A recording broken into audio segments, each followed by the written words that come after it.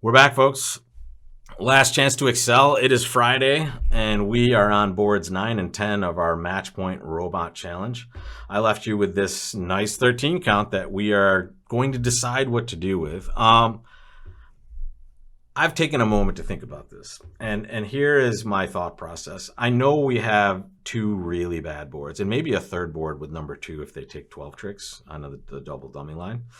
So we might need a little bit of a push to be successful on this end, and it's going to be a disaster if we get this wrong.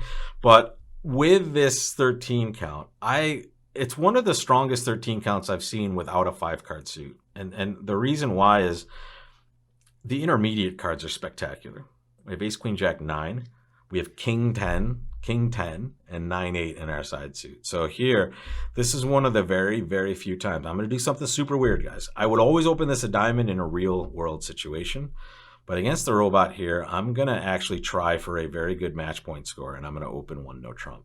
It goes 2 hearts, which is Capoletti, hearts, and a minor, and partner now bids 2 spades, which is just what we would call a drop-dead bid. They just want to play spades, and we are happy to oblige that situation here. Boom. We'll take this. And here, we just want to get a plus score, and we want to hope that our opening of a no trump kind of caused them to get this wrong in some way or the other. Let's see what they lead back here. We're going to just take a low card there. Bingo. We like to see that. And now comes a heart. Wow. We're going to take quite a few of those heart tricks there. We expect spades to break badly, right? Because our lefty over there, West, has shown 2 suits. So let's see what's happening in spades. There it is. All right, so now we're going to abandon the spade suit entirely. And we're going to take a diamond finesse. Right? We're taking this because if it loses, the West player really can't hurt us, right? They can lead a club or a heart and they give their partner a ruff in their suit. But if not, we're going to now play the king of hearts and pitch a club. All right? It's okay that they ruff. They have trump winners as well. Here, I mean, the ace of clubs is almost always to our left in this spot. So I'm just going to play low and see if I can restrict them from actually leading another good card from that side. And here we go. We're going to see another club likely at this point. Boom. And now East is just sitting there like, yeah, do whatever you want, buddy. I'll be on lead at some point with my spades. And here we're just going to ruff low. And now we're just we've end played them into leading a spade towards us. Right? And it didn't matter. They were always going to be able to have an uppercut in that situation. So down 1, I'm not going to really take too much time at looking at that result other than to see maybe what they could have made. If we open a diamond, I would say, I would guess left-hand opponent would just overcall a heart. I wouldn't expect them to bid 2 no trump. But if they did, they're getting to a bad spot. So maybe us opening a no trump really gave them a chance to kind of get a plus score when they weren't going plus playing their own cards, unless they play in a low-level contract. So that might have boxed us into a bad result, folks. We'll find out in a second. All right, 1 spade on our right. And here we go. We're going to dance again, guys. We have 2 hearts as a normal bid here. Opening hand or better usually, or at least a good 10 in a 6-card suit, right? And we love this. And we just get to play 2 hearts on this one. No trump could have been a possibility here, but not with a 6-card major. We're not going to be that nuts. All right, here they've avoided leading a club, but unfortunately we can see why.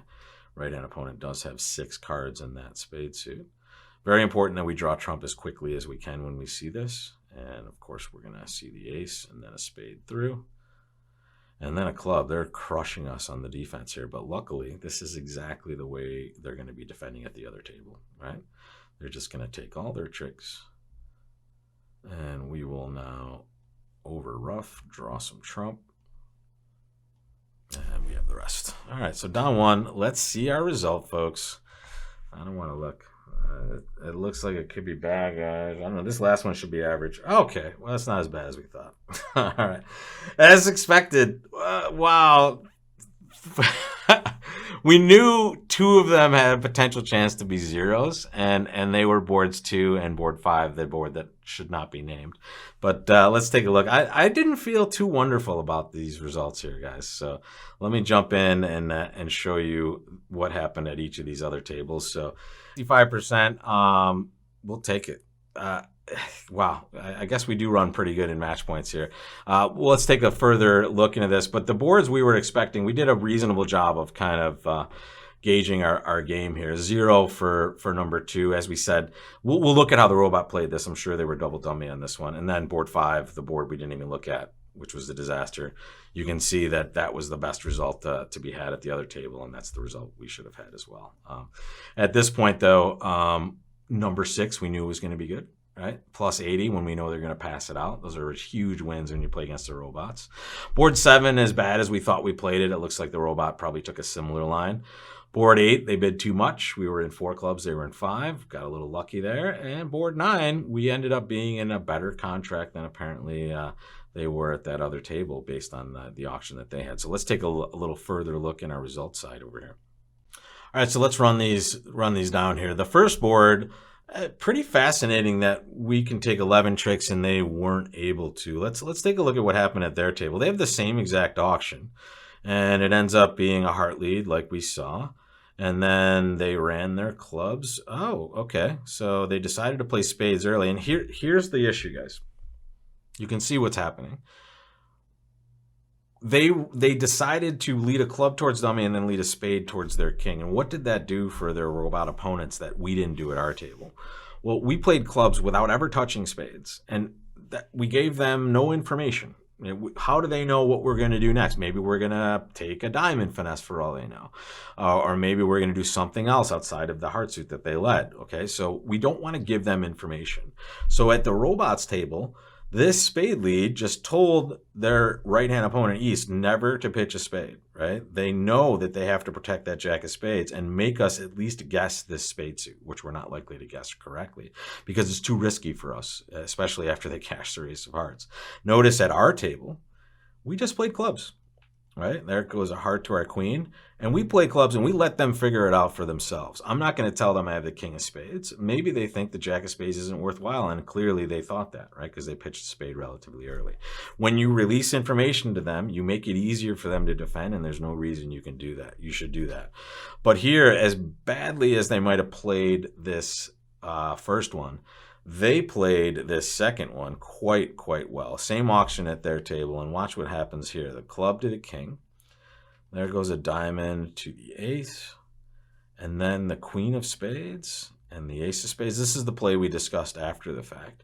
And now they play ace of clubs, pitching a diamond, as we have to do on this hand. And then, wow, they played a heart and it went jack. So now they solved the heart suit for themselves, and there's that ace of hearts. And now they have all the luxury in the world to be able to just lead a spade and rough it. And they probably should have roughed high so they could draw trump right away from that hand, but they chose to do this. An interesting line that might not be amazing, but is going to work out perfectly well for them. So well done, robot. We knew that the 12 tricks were on the menu there. We just needed to decide whether or not to rough that spade or to try to guess the heart suit correctly. And here, I have to tip my cap to the robot. They took the right line. Here, I think the only mistake they make, though, after the jack of hearts gets played, if you're going to rough and dummy, right, and let me show you what I mean, right here, rough with the queen, right? You don't want to block the heart suit. You want to draw trumps as efficiently as possible, and really you don't want to take any more roughs, right, just in case they're breaking somewhat poorly for you. So rough with the queen, and now when you draw trump here, you're playing the 8 and overtaking it with the 9 or whatever. They did very well, and we'll tip our cap to them there. When we come back to our table, though, we had a string of good scores. We knew this one was going to be really good, right? We knew this would be probably 100 or more. I mean, it can't be more than 100, but we knew it was not going to be average, most likely. And here we got the best possible score we could get. And notice that over here, if we go to the other table, their auction, they just ended up in 2 diamonds. They decided not to bid any further with their hand. And here for us, I just thought our hand was slightly too good. Like maybe we miss a game sometimes in spots like this where we have the right cards, and I'm not upset to play 3 diamonds. But here the robot did well at our table by passing 2 spades, and again they did misdefend on this one and got their spot there. Here they did the same thing at the other table, and that's a good pass, to be honest, right? You're just so restricted on this one as to what you can bid because they took away some space. And, you don't have the right hand to double. You certainly don't have a hand that wants to bid 2 no trump, because then you're just playing spades so often. So defending here and going plus 200. Good choice at both tables. Well, we're going to skip the next one because that was just a bizarre score for us, and I'm not willing to show it to you. I'm sorry. So here, 1 spade we knew was going to be excellent, right? Going plus when you know they're going to pass it out. And there it is, guys. There's their pass out.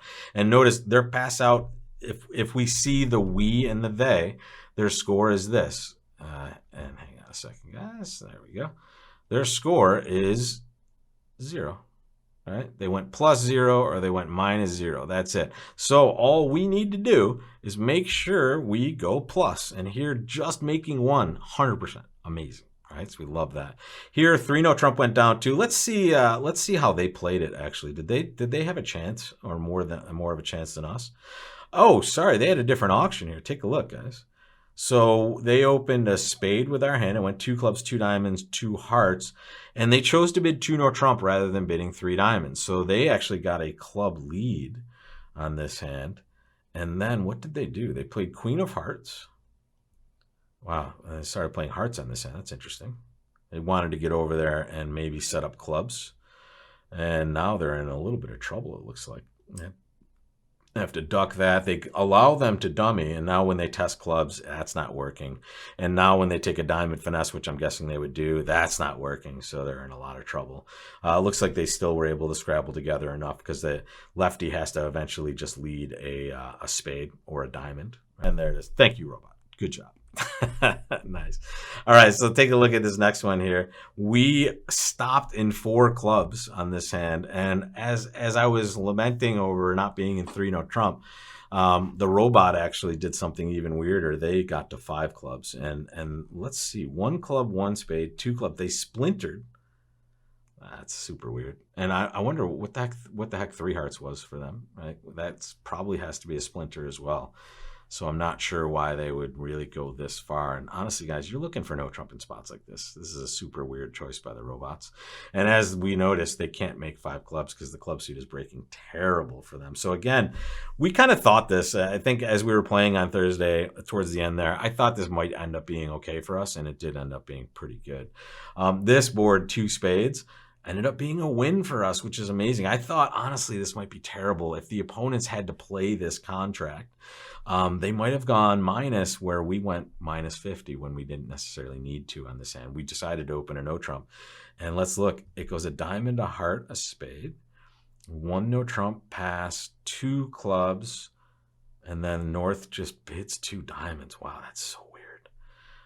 Really weird choice. They play in a bad diamond suit, obviously, and they go down more than we did at our table. So lucky for us. I would guess, let's see, they got tapped out at some point. Oh, wow, they set up the spade suit, but I guess they're roughing spades. There it goes. Queen of diamonds, interesting. Ace of hearts. And then just starting to take their tricks over there. Yep. And there's down 1, and here comes down 2. And then they take another, what looks like, yeah, they get a heart rough over here over the dummy. Good for you guys, robots. Thank you very much. That was a good score. And then this last one was pretty normal, to be honest. I don't think we're gonna take any more than what we did. I think we're always destined to be down 1. And yeah, right from the opening salvo here, we're down 1 because of the spade position. Right, they just get their roughs very quickly, and we can't do anything but really normal auction. Right, the robots did the exact same thing and had the exact same result, right, which we expect with hands like this that go the same way. So another win in a match point thing. I mean, honestly, I felt terrible, especially after board 5 that you guys, which is ridiculous. But then chopping action is good in a match point situation. It's not great. You don't want zeros, right? Especially in a bigger game. In a heads-up match, it's totally different. Like a 0, you can recover with a top. And we kind of knew 5. We knew 5 was a 0, but we also knew 6 was very likely to be a top, right? So that was chopping action there. Board 7, it looked like we could have played it better, but again, the robot needs to also play it perfectly, so not necessarily beyond the realm of possibility. And board 8, what looks like a loss in the auction because of the way the cards are divided. And let me just remind you of that.